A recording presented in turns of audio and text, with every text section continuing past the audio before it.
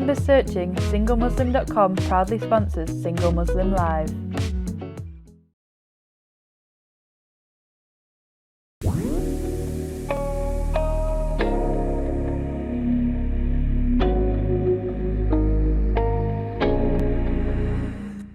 Assalamu alaikum and welcome to Single Muslim Live here on British Muslim TV, sponsored by SingleMuslim.com.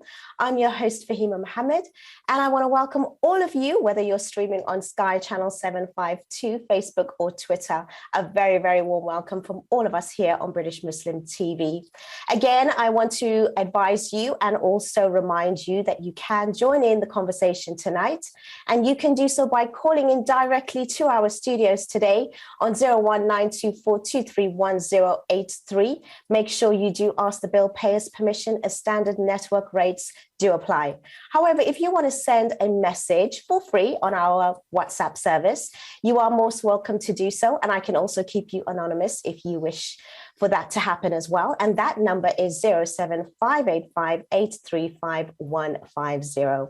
Our topic for tonight is living with the in-laws when you're married. It's a very, very controversial topic, as I'm sure lots of people have their opinions, but we have an amazing couple of guests tonight, actually, who's been sharing some of their thoughts, experiences. And of course, if you have any comments and queries for myself or my guests tonight, I look forward to hearing from you as well. But let me welcome our guests, who are Jorna and Ruhale. Assalamu alaikum. How are you? Wa alaikum assalam. Alhamdulillah, we're doing well. We're very good, we're very good. I am so happy to have you both with me tonight. Really, really impressed that you can make it today. And with all that's going on, I know you are known as the Desi pair on Instagram, sharing how busy your lifestyle is, especially with a newborn. And obviously, you know, you share the realistic things of what happens in a marriage is what I really do respect as well. So if anybody's watching right now, please do make sure you go onto Instagram on the Desi pair and, you know, go and give it a follow. It would be an amazing sort of like insight into the reality of being a couple today. But the topic for tonight, we're going to be talking about living with the in-laws. And I know it's not an easy discussion to have.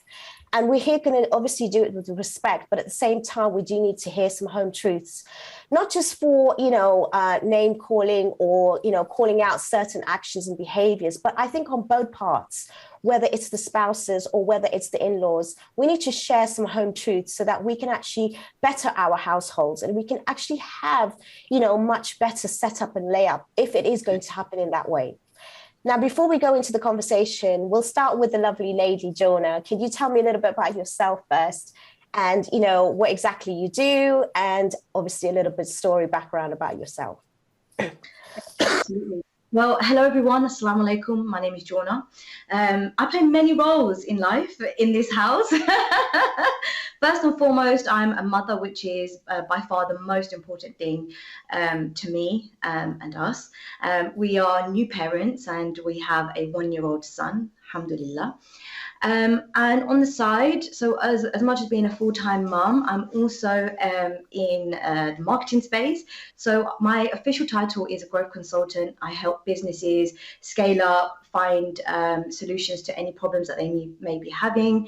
And I also run a small business. So many roles within the household, always busy, but always ready for new challenges. Ruhale, tell me a bit about yourself then. Assalamu alaikum everyone. My name is obviously Ruhale. I run my own digital marketing agency and I've been in the marketing space for over 10 years. I work with brands to create exciting, impactful content and get it out there. I've worked with some big household names, to name a few: Volkswagen, Chaiwala, a lot of the audience will probably know. So I literally, anything that's digital, I do it. At the same time, obviously, I've got a big passion for automotive, so I love my cars, as my wife will probably tell you. And at the same time, a role that I play an important part in is being a father and obviously being there as a support system for my wife as a husband. So, yeah, that's a bit about me.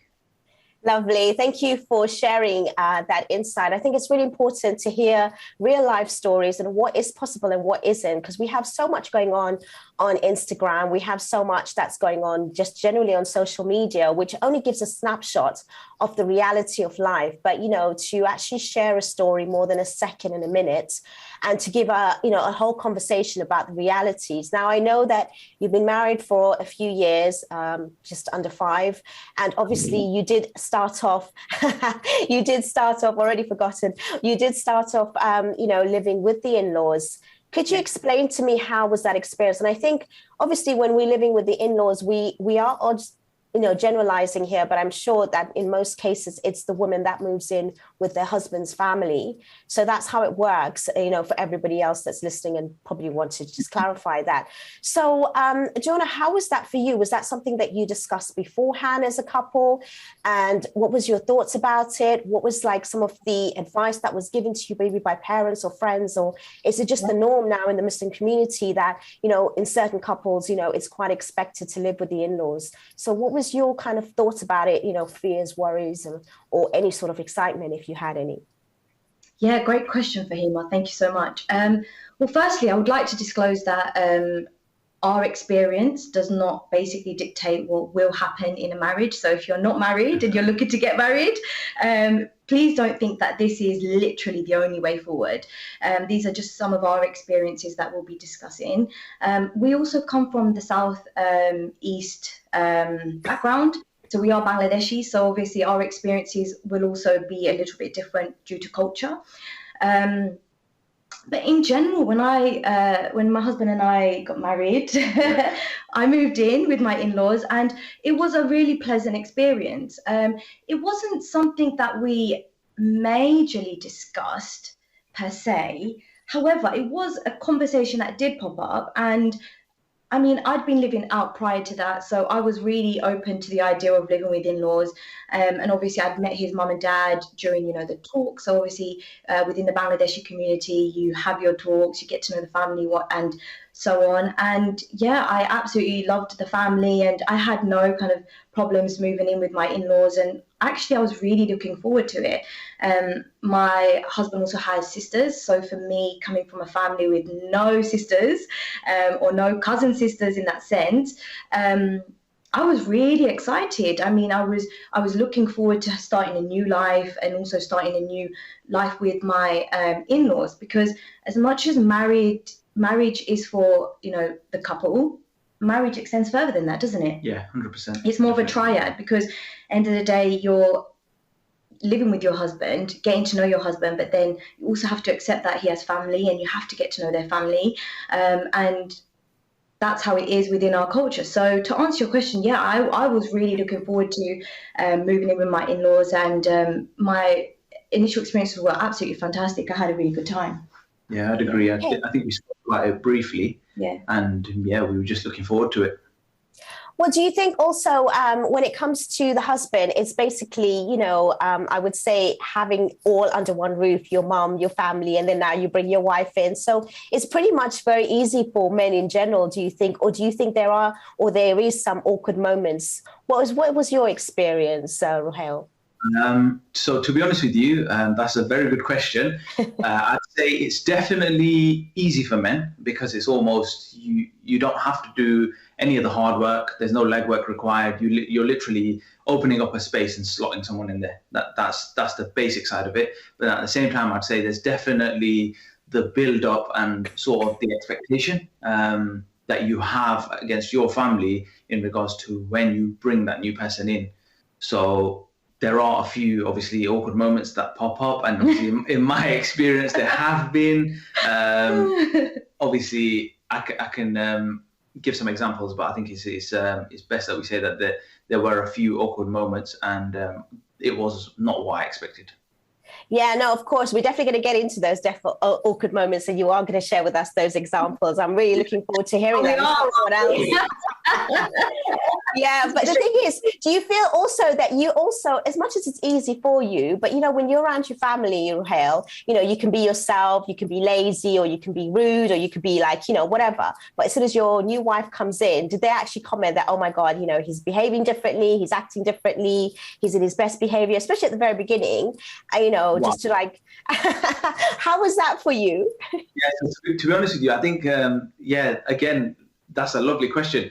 Yes. Everyone looked at me and said, wow, his behavior has changed. Because the thing is, you transition from a boy to a man, that's essentially. Yeah. And that transition in people's eyes is like, oh my God, what has he done?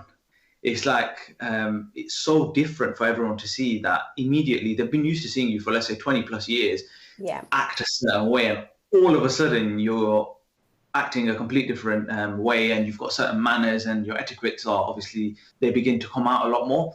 And I think that pulls people by surprise, and you get questioned, and people say, oh, hold on a minute, you were never like that. And a lot of times they say, oh, just because of his wife, he's become like this, or he's become soft, or there's so many comments. I don't think being soft is a bad thing. I think that's an incredible characteristic, wouldn't you say? No, absolutely. But I guess, when you're with your family members, it's not even about being soft. It's about being more comfortable and relaxed. And obviously at the very beginning, you're not as, relaxed, because you're just kind of like still in that phase of initially putting your best foot forward. And they do realize the behaviors. And I'm glad you even said that you grew up to being a boy into a man, because some people even, I've had complaints in sort of my circle and network. And obviously, as I coach a lot of couples and clients generally, and usually when they live with their parents, they don't actually grow up because they are living at home and they don't feel that responsibility. So the fact that you've said that, it shows that, there is some changes that happens. And like we said, not everyone's experience is going to be the same as yours. And we're going to go into that a little bit more, but we are coming up into a break very shortly. Again, just quickly before we end, I just want to know, Jorna, when you said you had a really good experience, did that continue for the entire time of your actual sort of like living situation with your in-laws, or were there certain things that you had expectations and it didn't actually come up? Just give me a quick answer before we go into a break, please. Yeah, I think in a snapshot, I think the longer you are, as you get to know your partner and you move in to your in-laws' house, I think things change, and it's just a situation where you need to learn to adapt and evolve. And sometimes there's a bit of conflict because that's a really good point. And before you go further, because we are coming onto a break and we're going to give some food for thought. And obviously I've asked that question so that hopefully we can all ponder about that, because there is definitely a transition over time, even if you have a really good expectation. But please stay with me, as we will be back with the second part of the show, and we will see you very shortly. Take care. Salam.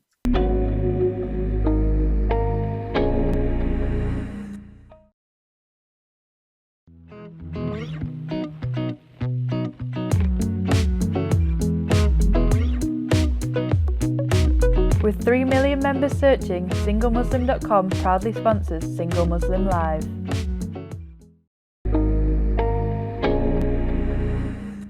Assalamu alaikum and welcome back to Single Muslim Live here on British Muslim TV, sponsored by SingleMuslim.com. We have the lovely Jorna and her husband Ruhale tonight with us, discussing what it's like to live with the in-laws once you're married. They obviously have quite a story which is just their own, but there are so many stories that are out there. And if you do want to share your experience, or even have any queries, if you have any concerns or fears or worries about living with in-laws, or some of the horror stories that you may have heard, please do call in and share your comments and statements with us tonight. I'd really appreciate hearing some of your actual thoughts. So, Jorna, as we were talking earlier about, what it's like when we actually do have, let's be real, I know your experience is probably not, the same for everyone. And actually the majority of people do find that, they can live with their in-laws, but there are certain processes in place. If you actually set it straight from the beginning, what would be some of the things that you, maybe even in hindsight looking back, that you would have liked to have done before moving in to have these kind of discussions? Or do you think people should have certain discussions which is outside just knowing about being married and knowing your partner? But when you're living with in-laws, you are, even as we say in our Muslim community, you do marry the family, but literally you are living with them and you are going to be taking on so much more. So between the two of you, tell me, what would be your advice to people who are thinking about living with their in-laws? What are some of the benefits of the discussion, and what kind of discussions do you think that they should have? I think firstly, one of the main things that should be established when you're getting married is just a general mindset change and a shift in me and I to us and we. And I say this truly purely from our Instagram community, isn't it? Yeah. We've had various conversations with our online community, and we are so grateful for them. And something that we've learned from a lot of our followers is that when moving into their in-laws house, or a house where their in-laws reside in, one of the main things are expectations. So as a daughter-in-law, you move in and you have this expectation of, well, my family did this and my family did that, and why can my in-laws not live up to this or do this? So I think it's just a shift in that mindset of going from what was and what you have experienced to being quite open and receptive to new experiences and learnings. And I feel like that can really help within the relationship between husband and wife. Definitely. And also within the relationship with in-laws, wouldn't you say? Yeah, and I think that sort of rolls on to the next point, which would be communication and hierarchy. Mm-hmm. Mm-hmm. The reason I use the term hierarchy is because I think it's important to have the conversation, and based on all the examples that we've heard from family and friends, it's important to know how big the family is, who the key decision makers are, because I feel as though you come across a mix, and I've heard people say, look, the youngest sister calls all the shots, or the eldest brother's wife is in charge of the house, and it goes by their saying. So I feel as though if you have that conversation prior, you can build that hierarchy in your head, and just like you would when you start a new job, you can understand who says what and what goes where, basically. So I love that point. Yeah, Ruhale, I think you've really highlighted something really important there, because I think a lot of us don't understand that actually things are different in a household, just like in a business, like you mentioned, with the hierarchy system, where whoever calls the shots. And I think that's really, really important to have that kind of conversation. And when we talk about communication, we don't go into deep sort of like clarity as to what types of communication, what sort of questions to ask. And what you've just said, I never thought of before, because obviously we all come from different cultures and backgrounds. So obviously it is going to be different, and to learn that and to know that. So do you think it is wise to even have a meeting with the in-laws and sit and talk? Do you think it's a possibility to have the elders involved? Do they think that in this generation, there's no such thing, you just walk in and you just, do certain things? Because there is a change and there's a shift in the dynamics, obviously, even with the generation gap. So what's your thoughts on that, Ruhale? Do you think your parents would have been open to having a conversation prior to the marriage to discuss all of this, or do they not want to even be clear about it? It just needs to be something that they walk into when they walk into the house. To be honest with you, I think they would have definitely been open for the conversation, because they're generally very open. So they would have honestly just said, look, this is how it works in our household. These are the following people that make the decisions.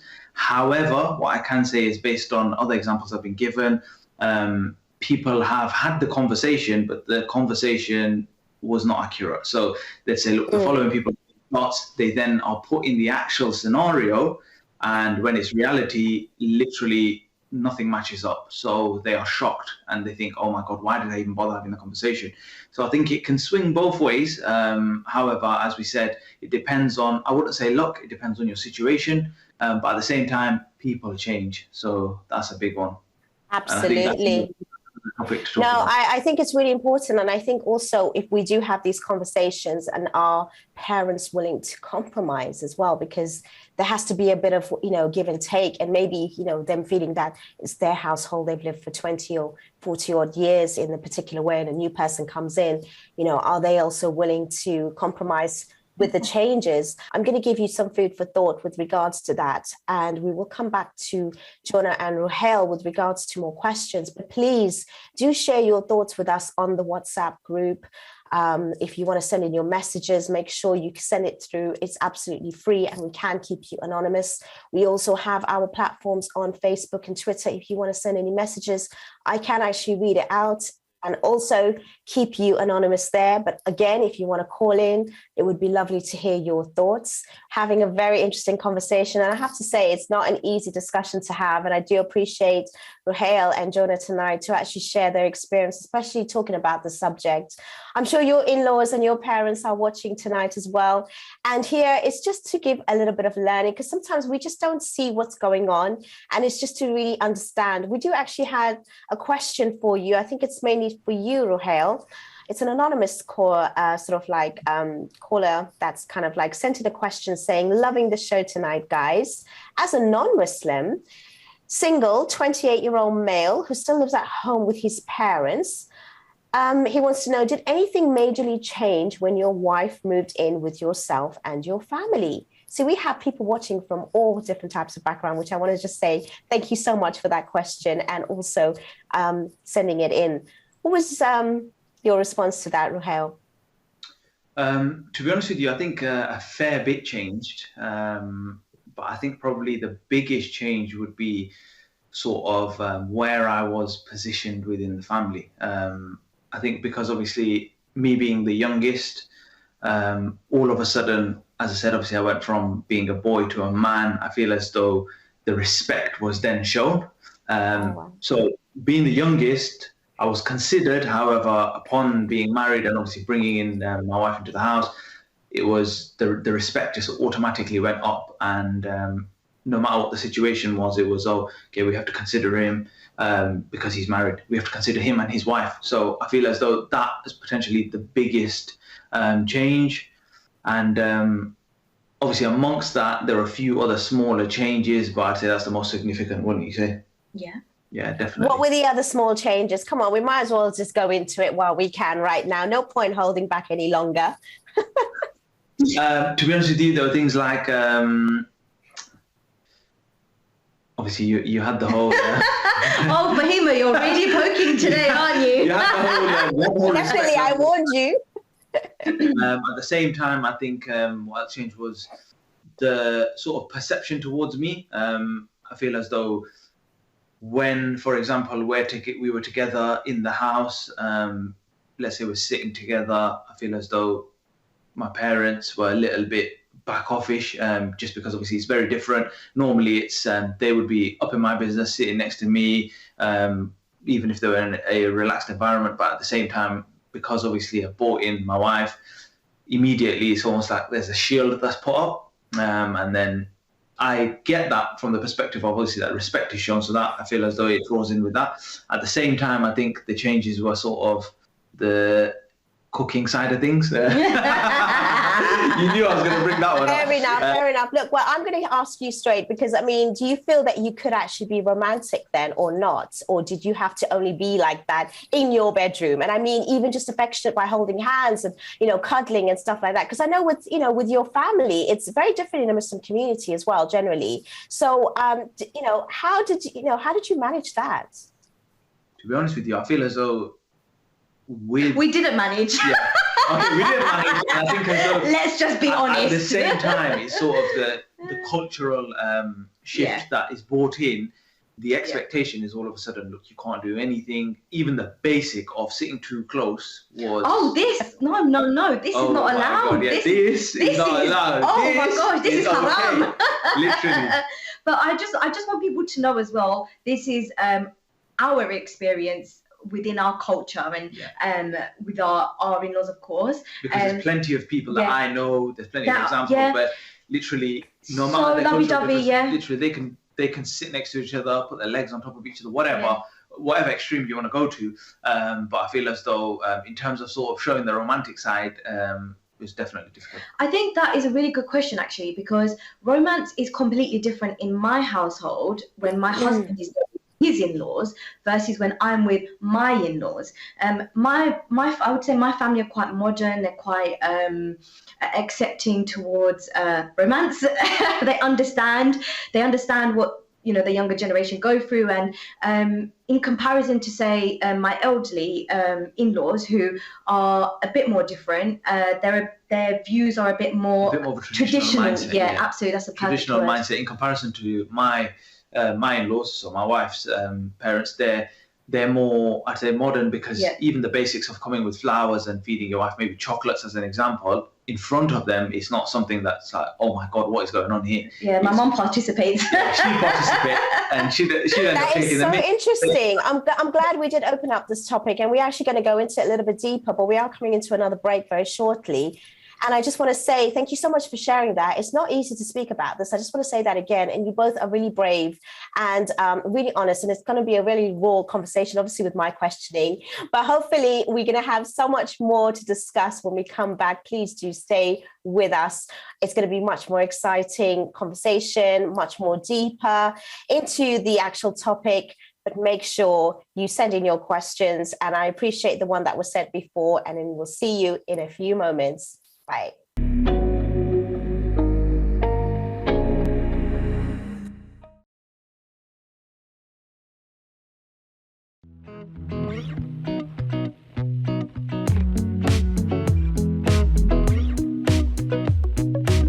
With 3 million members searching, SingleMuslim.com proudly sponsors Single Muslim Live.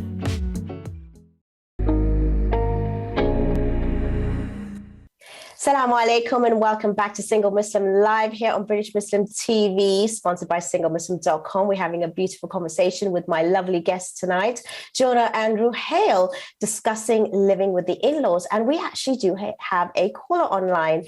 Assalamu alaikum. Salam. Thank you so much for calling in. What would you like to say? I just like to say, I'm also Muslim. I just clear your guest as well.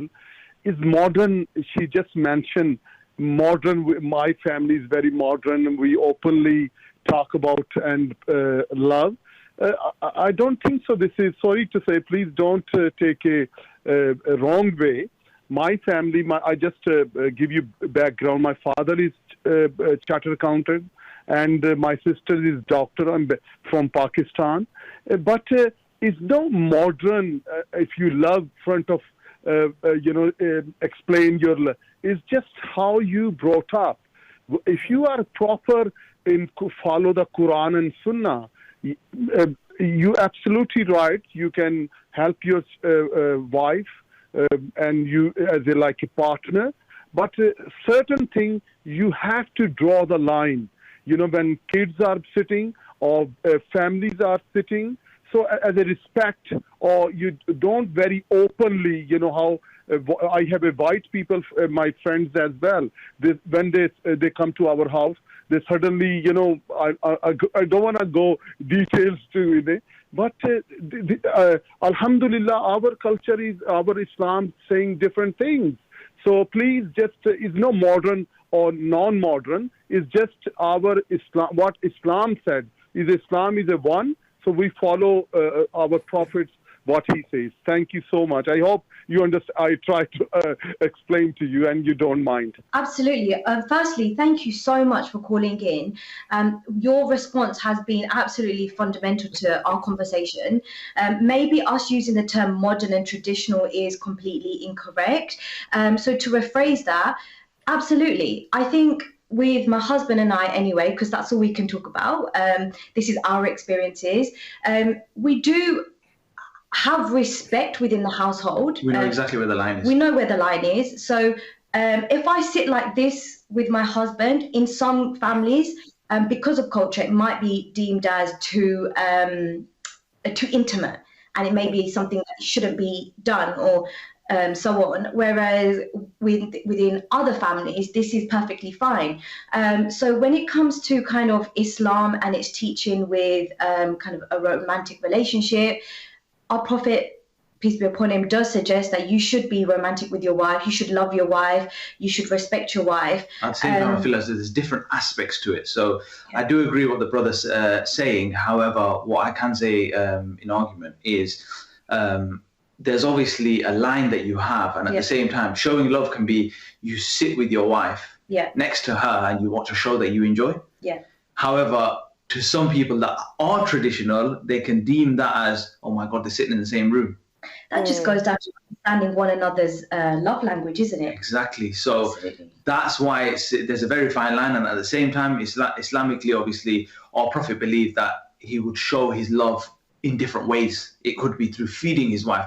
And I wouldn't deem, for example, me feeding my wife off a plate, say she says, oh, I really wanted a bite of that burger. I pass her the burger and feed her the burger.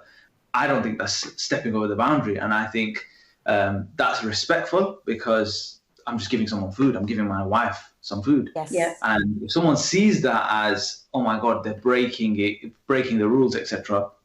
Like as the brother mentioned. Culture, isn't it? Yeah, exactly. As the brother mentioned, a white person, that's completely different because they don't have any morals. Well, they have morals, sorry. They don't have certain rules, but we have the rules. So I feel as though, maybe we could have phrased that slightly differently. But tradition and culture really impacts a marriage, in my opinion.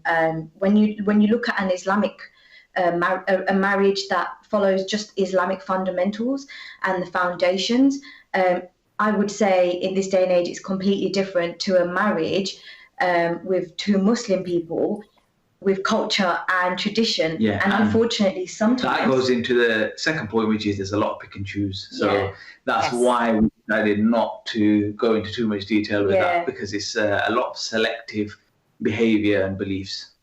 I love that. No, thank you so much for the call, and it did open up another conversation, and I'm glad you clarified that, because yes, it is a pick and choose kind of situation and scenario, and yes, some people may deem certain acts to be more intimate than others, and that's just their perception and their way of looking at it, but it doesn't mean that you're being disrespectful, and I think you've highlighted it very clearly with the examples that you gave. So thank you so much for the caller, and thank you so much, Ruhale and Jorna, for responding to that. I think it's really, really, vital that we do have this conversation. We do have a couple of comments, actually. One of the questions, it's anonymous, asking, what are your views on a daughter-in-law being expected to almost become a carer for her in-laws, but the rules don't apply for the women, for the woman's family? And the other question is, what are your thoughts about the daughter-in-law having to ask permission to go to her parents' house, even though the husband is perfectly fine with it? I guess there are some really extreme situations, which I know I've come across myself as well, where, the rules are where the daughter-in-law doesn't only just have to ask permission or have kind of like, some sort of like authority over her from just the husband, but also the in-laws. What's your thoughts on those questions? Anyone can take it. I think they're a good set of questions. I do like the whole question in regards to the daughter-in-law asking for permission to leave the house. I knew you were going to answer that one. That's like a top bin in the gold question. And I think this goes back to what the brother on the call was saying. Mm-hmm. Islam has a beautiful way of explaining a relationship between husband and wife and their boundaries, but then tradition also has its own ways of unfolding with the marriage and living with your in-laws. And I think in this case, a lot of the time, again, this will probably not be favorable for all of our viewers, but sometimes the elderly generation, they have this expectation that a daughter-in-law needs to come into the house and she needs to subdue to her in-laws and do as they say and are under their wings, when in reality the marriage is between the husband and wife, and as long as your husband is accepting and you're doing things the right way with the right understanding and intention, I don't think anything should be a problem. But however... But I think you raise a really good point there, Jorna, because I know of really much cases where, it is an expectation on certain cultures that when a daughter-in-law comes in, they are literally a slave to the house and to everyone. And yet there's daughters that are living there, and those parents don't realize that their own daughters are going to go into another household, and it shouldn't be treated in that way. So I'm pretty open about these things because I see it as it is, and it is very much extreme, maybe not so so much, the common sort of scenario. But unfortunately, I have heard of this, even in this country, unfortunately, where, there is an expectation that, the daughter-in-law comes in and she's now like as if, she's taking care of everybody in the house, when it's not really her responsibility Islamically. And the tradition is really not in line with that. So I will say that. By the way, when it comes to the husband, because you also mentioned about as long as your husband's in line, do you feel, Ruhale, in certain cases, maybe not yours with your family situation, but do you find that it's really difficult to be in between your wife and your own parents with certain decisions as well, especially when there's conflict? How would you handle something like that? 100%. I've had many, many phone calls from a lot of friends and other people, and they've literally said, look, I'm stuck in the middle. What do I do? Yeah. I don't want to upset either party. Should I play good cop? Should I play bad cop? And then essentially it goes down to, I'm a firm believer in listening to both sides of the argument, but then making a judgmental decision that is right and fair. Because I think that also goes down to, as I said, Islamically, a daughter-in-law should be loved and cared just the way that a neighbor is loved and cared for. Because essentially, they're not linked to you through blood. However, you must treat them with obviously that care and love as though they are your neighbor. Whereas I think a lot of people forget that. But at the same time, I think it comes back to my one of my original points, which is all about hierarchy. And I think in marriage, it's all about the authority stamp. So with a mother-in-law, she must put that stamp down and go, I'm the boss. I call the shots, and if you don't do what I say, or if you don't do it in the manner that I'm expecting, then there's going to be a problem. And I think that's probably... But do you think that's fair, even regardless of you even knowing the hierarchy? Do you not think that families now, because I want to basically open up this conversation, because it's not even about doing things the way family has done it all before. It's just that we need to change. And I think even our elders need to change with regards to the way things are, because we are dealing with another human being and we are accountable, and we have rights over our children, and our children have rights over us. And that's Islamically. And that's also with the wife and the husband having rights over each other. And it's well with the in-laws having rights, and you are accountable for treating another human being. And it shouldn't even just be treating her like your neighbor, but treating her like your own daughter, because she's left her own family in the care of your hands now and your parents. So it's a huge responsibility for the in-laws as well as for the husband. And I think we do not say this enough, and we do not highlight this enough, because it's like as if she's privileged to be in your household. No, actually, you're also privileged and blessed to be looking after somebody else as well. So I think I'm really going to say that out loud, because there's not enough voices out there to speak about this, because I'm talking about the real extreme cases where people are really highly intelligent, intellectual individuals that come into new families, and they are treated with absolutely no respect at all. And I really want this to be... I really want this to be... Background. Say it louder. I love it. I do feel as though I've got a very interesting point that I want to mention in regards to that. It's something that I strongly believe in, because the in-laws don't have a physical, let's say, I'm going to use the term string attached to the daughter-in-law. They throw a blind eye to a lot of what's going on. So, for example, when a parent has, let's say, a daughter or a son, if they derail and go off the chain, then it's on their head, it's on their back. Whereas, example, if their daughter-in-law was to do something, it's as simple as detach. It's like going on the computer, going command and escape. Boom, you've jumped out. Control or delete. Yeah, control or delete, or backspace. You've just jumped out, you're finished. There's no strings attached. However, whereas when it's your own kids, it's almost like having a driving license and getting speeding points. They're on you, and they're on you for a long time. Well, I'm loving what you're saying, and we will pick that up after the break. It's really getting hot here, and you know what? It's getting even more interesting. So please do stay with us as we are coming into our final break, and we will continue in a few moments. Please do stay with me, and we will see you in a few seconds. Make sure you send in more of your questions, and thank you so much for all that you've sent so far. We'll see you shortly.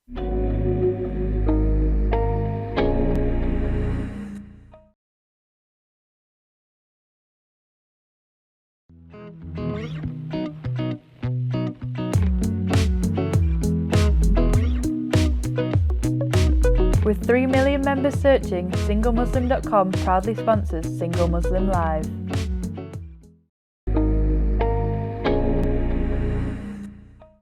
Assalamu alaikum and welcome back to Single Muslim Live here on British Muslim TV, sponsored by SingleMuslim.com. Again, I am loving the conversation with my wonderful, wonderful guests tonight, who are Jorna and Ruhale. I do remember you saying that you actually had an Instagram Live as well, which I unfortunately did not get to join in as I was occupied with another show. But tell me, what was the responses on that you had with some of the actual, experiences that maybe you could share, some of the case studies, or what was the general consensus? Do people, still into this day and age expect to stay with their in-laws, or do you think women's even roles have changed where they don't want that, and that's why it's so difficult to even get married, because that's not what they want, because of all the fear and the stories and so much changes from, especially for a woman's perspective, to come from her own home and feel comfortable and then go to another and actually not know what to expect. What was the response on that sort of live that you had? Yeah, brilliant question, Fahima. Thank you. First and foremost, shout out to all of the Instagram followers on Desi Pair. Wow. You guys are incredible. You guys are honestly phenomenal. We had an Instagram Live for anyone who wasn't there yesterday. It was yesterday, and we were talking all things in-laws and just giving them an insight into kind of what we'll be talking about today. And the responses were really interesting. I mean, we had some individuals that came online and they were like, I love my in-laws, I live with them, they're so incredible, they're a great support system and a great, place for me to be right now, given my time in my marriage, etc.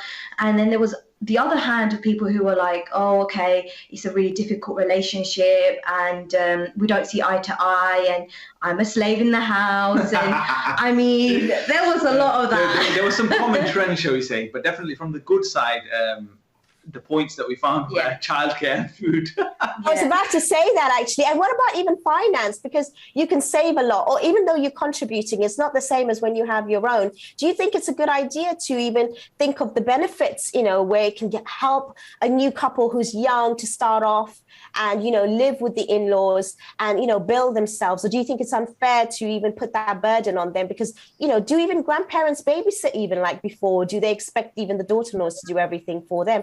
How does that work? I think that's a really incredible question from two perspectives. Firstly, I think from the part of where you were saying how, it skipped my mind. Baby brain's really kicking in. I'm so sorry, everyone. It's fine. Finance or, the baby support. Yes, yeah, so the part about finance, I think when, especially a young couple, when they marry and they spend X amount of money on their wedding, because now we know how elaborate things are, it's a fantastic place to start yourself, isn't it? Yeah, and inflation is ridiculous. And given current inflation. Petrol prices. Being with in-laws is incredible because you have that space where you can just save until you're ready to move out and invest in a property or rent or whatever it may be. But the only downside with that, I think, is you don't actually get to know your husband or your wife as much as intimately as you would want to. So they do have their kind of pros and cons. And then the biggest point you're missing, money doesn't always mean happiness. Yeah, so oh my gosh. I've come across many cases. The couples have saved thousands of pounds, but still they just say, oh, we can't find a house yet, we're not ready yet, oh, it's just such a bad journey. And then you've got the other side who have said, we've moved out, we're renting, but alhamdulillah, it's the happiest we've ever been. I'm so happy I made this decision, X, Y, Z. So to be honest with you, I don't think there's a one-size-fits-all, especially with in-laws. I mean, I would recommend experiencing that journey if you can, because why not? What have you got to lose? It can either be so fruitful and incredible, or let's hope it is incredible. But then it also depends on... No, of course. I do actually have another question quickly, and it just goes to show that actually there is quite a few issues that do come across when you are living with your in-laws. This person has sent in, how do you deal with a mother-in-law who has issues with her son taking his wife out? She doesn't say anything, but tends to bang a lot in the house. So... I mean, I know it's a serious issue, but at the same time, people sort of represent their sort of feelings in different ways. And even if it's not vocal to say that they're angry, but maybe there's a jealousy between the mother, with their daughter-in-law, and because, she's obviously, there's a close connection between mother and son, and even you being the youngest as well, being the baby of the family, generally in your case. But do you not think that the jealousy of the mother-in-law and the daughter-in-law, does that actually come to play, and how would you handle something like that? I definitely say in many cases, I think potentially you can phrase it as jealousy, but then at the other time you can also consider it as FOMO, so fear of missing out. I feel as though because obviously you've been with your parents for many, many years, they've done everything with you, they've taken you on roller coasters and all that kind of stuff to the park, and then all of a sudden you're going to these nice places, you're out eating, and a lot of the time with the background that a lot of us come from, it's the mum's normally at home, the dad has spent so many years grafting, he just can't be bothered, so he sits at home and watches TV basically. And I feel as though that then creates that FOMO, that jealousy of, I'm missing out. And instead of saying, can I come along and be the third wheeler, it essentially becomes, let me bang on the door or bang around the house, because I'm not getting to go to those. It doesn't even need to be a fancy place. The basic chicken and chip shop at the bottom of the road is I've missed out, or even a late night Mackey's drive. They feel as though, why am I not involved in that? And I've seen it, and I think essentially the way to deal with it is the best way to deal with it. And even in my case, I've just literally just said, look, do you want to come with us on certain occasions? And we've been as open as we can. We've definitely involved our in-laws from the get-go with everywhere we've been, and sometimes a bit maybe too much. We've been a bit too much. But at the same time, at least we knew in the back of our heads they wouldn't. We're doing it for a good cause, because it is hard. Like, especially being like my husband was saying, a mother-in-law from a different generation where you know nothing but to raise children. They're not used to going out. It's simple as all you do is you wake up, you cook, you clean, you go back to sleep. And that's it. I think I love what you've said, Ruhale, as well. Sorry to cut you off, but I think it's really important that we do understand this, that the fact that you've considered the feeling, instead of not straight away judging that it is jealousy or even fear of missing out. And even if that is, it comes across because it's triggered by, them feeling that they are at home and they are not there. And the fact that you're so beautiful in expressing the fact that you include your in-laws. And I think if more couples nowadays consider what they're really feeling, and sometimes they may not express it in the best way, and you might just take it in the bad way, but actually it's only out of love or out of, feeling that they want to be part of your life as well, even though you want to spend time together. So I think what you said is so beautiful, and this is what we want to hear, because it's not just about dissing only the in-laws, but I think both parties need to have a little bit of empathy, compassion, and deep understanding, and you clearly have that, and I love that about both of you, actually, because you've just got such beautiful hearts that you consider not just yourself but even your in-laws, and even to take into consideration their feelings. Like, that is just such a huge thing to consider, because the main thing that a daughter-in-law might even come in and say, this is also my space, I'm the new one there, and, they should be treating me. We also get there's kind of bridezillas as well, right? And they do carry on even after marriage. Speaking about right at the beginning about expectation, I think, if anything, from my own learning, one thing that I can really suggest is, when you're moving into your in-laws' house, and if it's your first time there, go in open-mindedly. Just understand that one day you will also be an in-law, and they are also going for a journey of their own. They've just given their son away, their son. They've just given their son away, and now there's someone else who they feel like they're competing with, when in fact they're not competing with, because they're two different relationships. But as a mother, it can be difficult to process that. And I mean, especially being a mother of a certain age, certain hormonal changes happen during your midlife, and all these little things play a big role in how a mother may feel. That also links onto the whole emotional trauma. So, for example, generational trauma. So that person may be going through something that's so deep that you forget to understand, because they're only the way they are because of what they've been through. Everyone in the moment you might be hot-headed, or you might just be like, why are they making such a big fuss out of it or whatever? But deep down, that person might have been neglected. They might have been thrown last in the pack. They might have been bullied when they were at school. There's so many things that is a reflection of their behavior. And I feel as though because with the way I'd definitely say the Asian community is, we struggle to communicate and get those. We don't talk enough about taboo subjects, and especially there's no consideration. Feelings. Consideration, mental health and feelings. Absolutely, we don't. Yeah, no, that's so true. That's so true. It's only recently that our generation are even opening up about these things. So you can imagine the older generation, they keep it in and they share it in different ways, which is not necessarily coming across the best way. But you are so right, and you are very emotionally intelligent to even pick up on that, which is really important. I think that's what it's about. And, you know, they are sharing their son now, of course. And even though it's hard for, you know, a daughter's parents to see their child lead, but they're not faced with it every day, whereas they're seeing their son slowly maybe drifting away or changing. And obviously that won't last forever, but the beginning stages, even up to 6 months or a year, can be very difficult, I guess. And once you settle, you might be able to get used to it. But those are the very testing times. Did you live with your parents when you had children, though, or did you move out straight after? I mean, does that also make a difference when you're with in-laws? And, you know, how do you deal with something like that? Before we come to the end, I just want to quickly, you know, maybe pick up on a few of your insights on that too. Yeah, brilliant question. I actually moved back into my in-laws' house when I was in my last week before giving birth, actually. I thought, you know what, it's an incredible journey for myself and my husband, but it's also their grandchild, so it would be a really incredible journey for them to go on. I just want to say, can you please again remind the viewers where they can catch you to get some real life stories, and if they do have any further questions, they can reach you where? Tell us, please. So to all the viewers, thank you for tuning in. Head straight to Instagram, because that is where we are most active. And literally make sure you hit the follow button. But what are they following? Who are they following? They're following us. So you're going to follow myself, my wife, and obviously you see a lot of action from us. But what is our Instagram handle? Our Instagram handle is the Desi Pair. That's the main thing. Make sure you follow us. We are the Desi Pair on Instagram, and literally we show you all the reality.